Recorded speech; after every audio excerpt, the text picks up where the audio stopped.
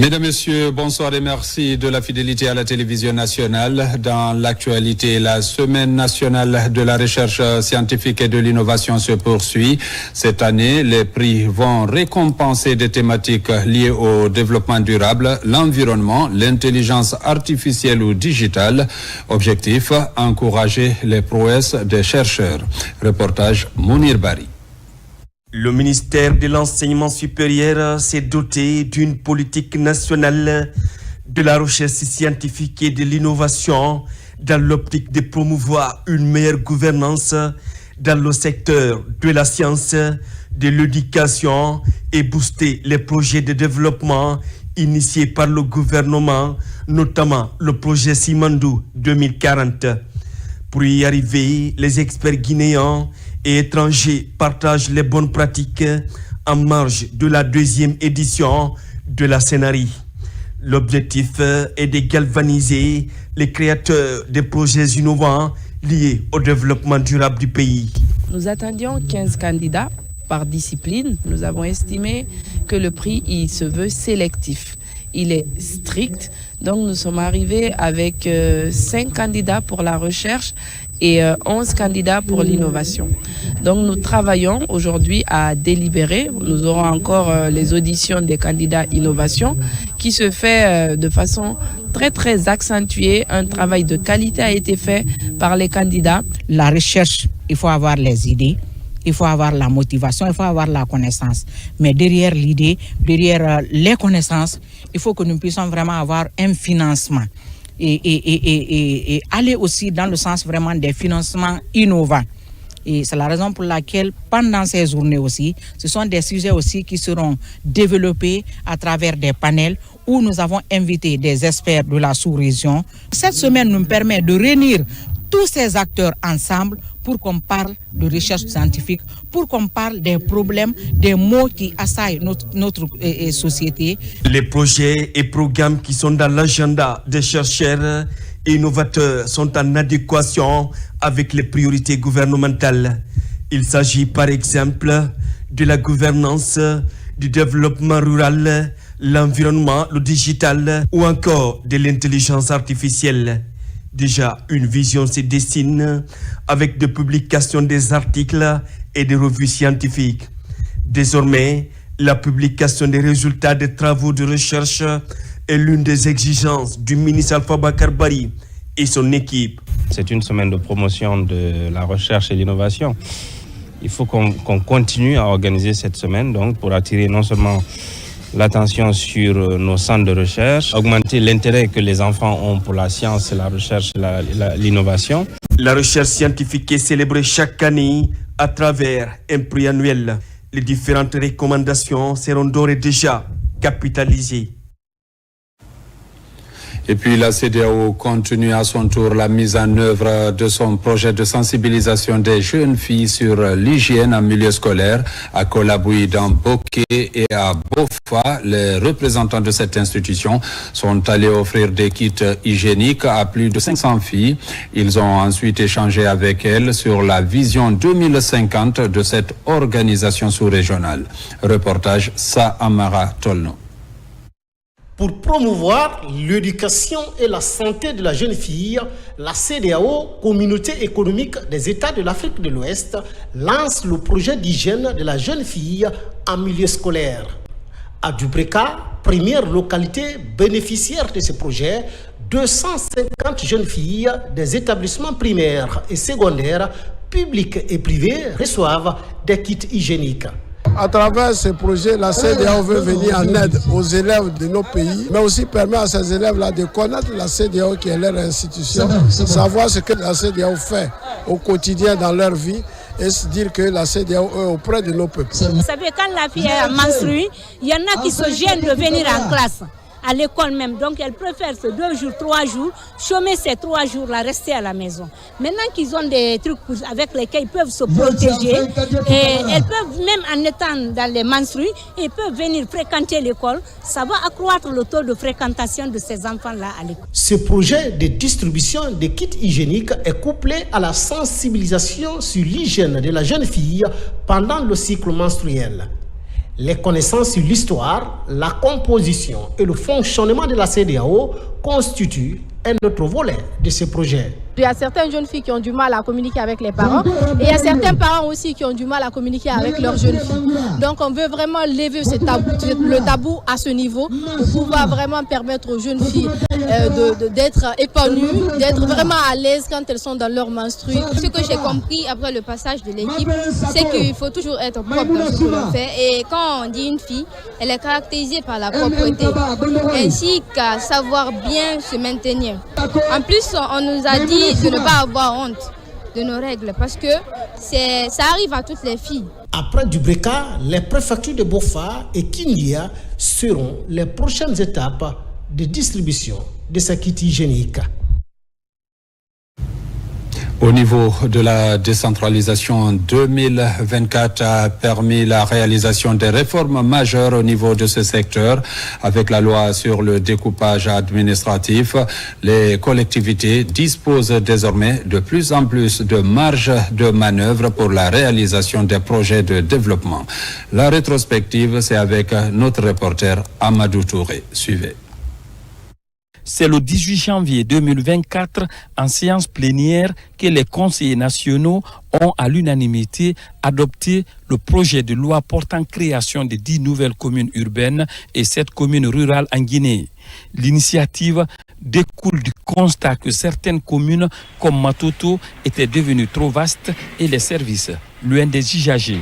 Matoto s'étendait jusqu'au niveau de kilomètre 36. Il y a des endroits qui n'étaient pas sous contrôle des autorités de Matoto. Donc ils ne savaient rien de ces citoyens et qui avaient des problèmes de sécurité, problèmes sociaux.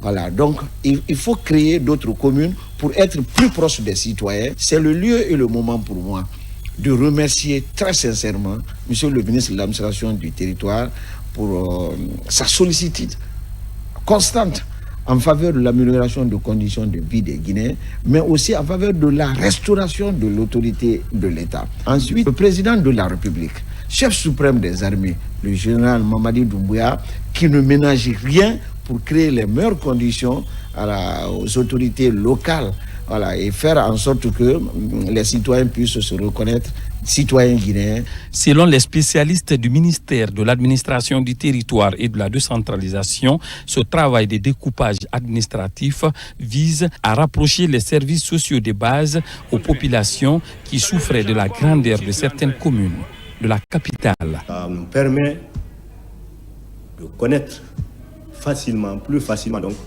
tout ce qui se passe dans les différents quartiers, dans les différents secteurs et les différents carrés, pourquoi pas dans les ménages. Et ça permet aussi aux citoyens de la commune d'avoir la facilité d'accès aux différents services qui doivent se mettre à leur disposition. Parce qu'avant, il n'était pas aisé, si je prends l'exemple de l'état civil, il n'était pas aisé pour un citoyen qui résidait à Lansana, barrage là-bas, dans le quartier de Lansana, de venir au service d'état civil de Matoto pour avoir les actes d'état civil. Suite au découpage, nous sommes passés de 6 communes à 13 communes à Conakry, soit 7 nouvelles créations dont l'ensemble loge dans les bâtiments non appropriés. Pour résoudre ce problème, l'État sur fonds propres a, à travers cette signature de l'Agence nationale de financement des collectivités ANAFIC, lancé la construction des sièges des nouvelles communes. Nous allons accompagner à partir de cette signature les communes de Conakry. Et comme vous l'avez constaté, les communes nouvellement créées n'ont pas tous les dispositifs nécessaires pour l'exécution de la dépense publique. Et c'est pour cela que cette convention a été signée pour pouvoir faire la délégation de maîtrise d'ouvrage à la ville de Conakry pour pouvoir assurer cette fonction de maîtrise d'ouvrage au bénéfice des collectivités nouvellement créées. C'est une grande satisfaction aujourd'hui pour la commune de Sonfonia. Et nous remercions le président de la République, nous remercions le ministre de l'administration et du territoire et nous remercions la gouverneure de la ville de Conakry et pour tous les efforts qu'ils sont en train de mettre en œuvre pour pouvoir nous aider à fonctionner dans un meilleur cadre. Après l'acte de création des nouvelles communes, le gouvernement a jugé nécessaire de lancer la formation des 3022 membres des délégations spéciales, dont la plupart venus d'autres secteurs socio-professionnels. Les thèmes ont porté sur l'organisation et le fonctionnement des collectivités locales. Les outils de ces modules vont les permettre de comprendre qu'est-ce que c'est que la commune, va les permettre de comprendre comment fonctionne la commune. Il faut que nous soyons outillés et que nous ayons le même niveau de compréhension des devoirs et des tâches qui nous sont confiées pour mieux organiser la collectivité. Ce nouveau découpage administratif concerne les communes de Matoto, Ratoma, Manea et Dubreka en 10 communes urbaines contre 7 nouvelles communes rurales créées dans les préfectures de Sigiri, Kouroussa, Bela et Gekedou. La commune de Ratoma compte désormais 9 quartiers, la nouvelle commune de Lambani compte 14 quartiers, les communes de Sonfonia et de Tombolia comptent respectivement chacune 7 quartiers, celle de Guessia compte 28 quartiers. Santé avec l'appui aux malades souffrant de drépanocytose. La deuxième dauphine de Miss Guinée 2024 compte soutenir le traitement de ses patients. Elle a rendu visite aux malades du centre de Nongo et a échangé avec le personnel soignant pour un partenariat dans ce sens. Reportage Mohamed Trouakamara. Juste après la finale de l'élection Miss Guinée 2024, le centre médical SOS Drépano de Nongo a été visité par la deuxième dauphine Aïcha Traoré. Elle est venue réconforter les patients et échanger avec le personnel soignant sur le respect et la prise en charge de cette maladie qui fait beaucoup de victimes. Je veux continuer à me battre et je lance un appel à l'État guinéen, au gouvernement. Aidez-nous.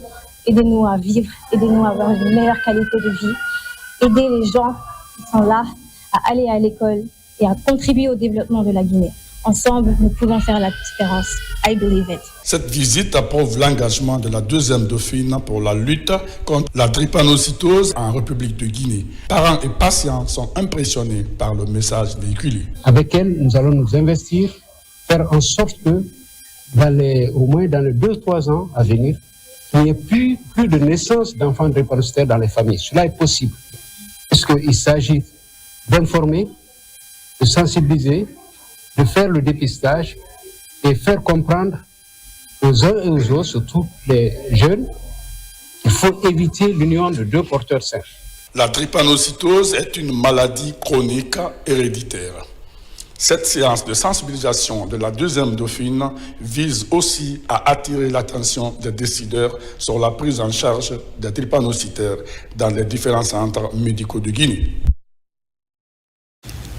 Une cérémonie de prière vient de se tenir à Conakry. Elle a été organisée par l'association Kanyedie pour stimuler le vivre ensemble en Guinée. Le récit avec Mikini Moussa Kamara.